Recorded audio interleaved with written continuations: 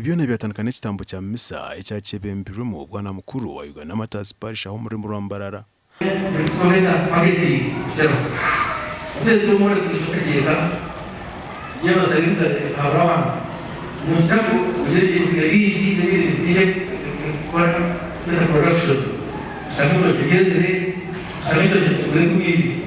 Aba bayirundanira Omurimbarara Catholic Social Center.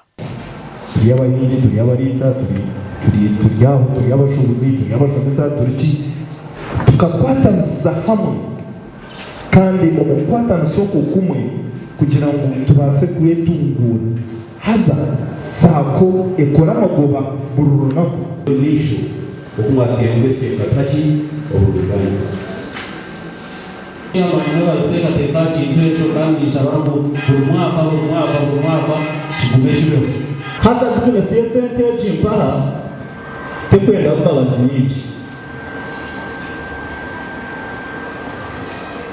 reka kwesasirwa iteka ryamara kukwata ukesasirwa bw'umuntu ukenda konfuzinga abandi niteka abantu Ekibiina kya Mukama natukunda nibagira ngo ekigendero kyabo no kwetungura.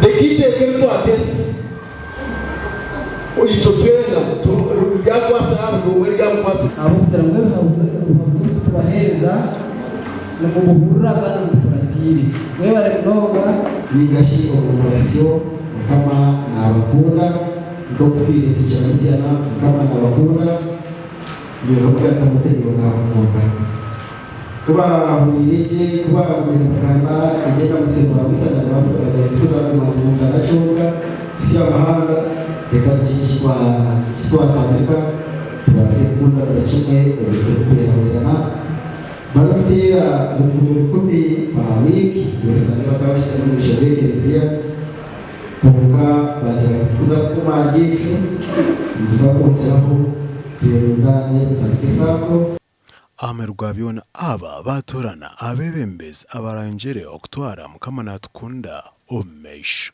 Awa TV West ndisenyomo Gideon.